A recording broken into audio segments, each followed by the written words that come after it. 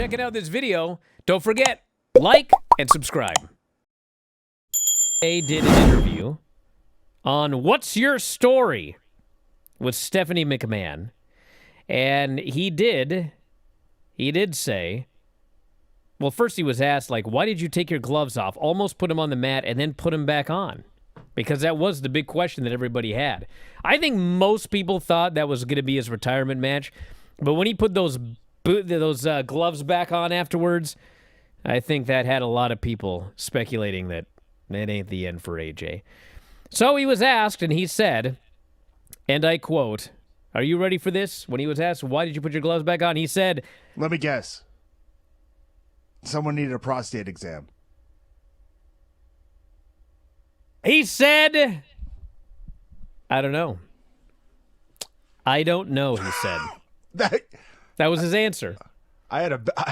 He should have said what I said. She said, why did you put the gloves back on? And he said, I don't know, I don't know. But then he said, never say never, right? That's the saying. I think everybody is allowed at least one coming out of retirement. I'm not saying I'll do it anytime soon.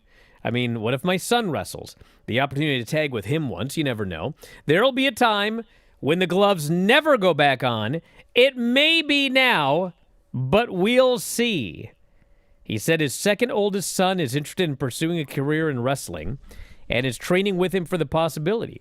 It also wouldn't surprise Styles if his daughter and oldest son got into wrestling one day.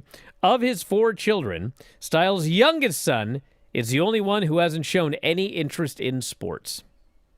I never thought I would want my kids to wrestle, he said, but it's way different than it's ever been and a lot better than it's ever been. It's done right at this point, so I'd be happy if they wrestled. What are your thoughts on that, Tom? He might be singing a different tune if they bring back house shows. Get out of here. What do you think of what if one of your young children said they wanted to get into this business, Tom? What would you think? Is this business really changed? Is it really better? Well, seeing as when I look at the lay of the land, I come from a family of circus folk, it would seem to reason that they may end up in a similar profession.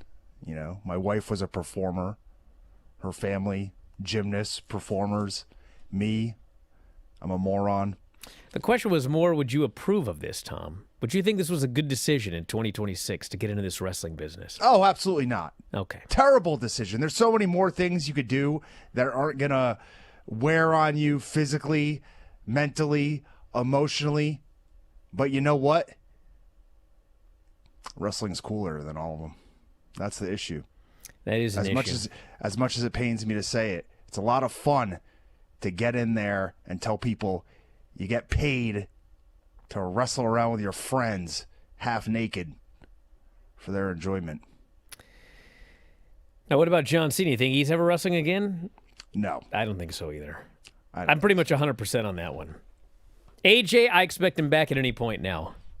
He's pretty much told us that. Kenny Omega last night had a match with Andrade on Dynamite, which we'll talk about. It was this little mini tournament gimmick thing that they're doing. And Kenny Omega lost. Sure did. Kenny Omega is not going to the pay-per-view, the Revolution pay-per-view. Now, question is he going to do a match on that show? Is he going to wrestle Swerve, for example, who got involved in that match and tried to help, but it backfired? And last night, Dave noted on Observer Radio that Kenny Omega announced in September that he is going to Japan for the 5-day Capcom Cup 12 event. 48 players will play Street Fighter 6 and attempt to win $1 million as the grand prize. Street Fighter 6. Are you kidding me? And Omega did. Street Fighter. You know what game was way better than Street Fighter?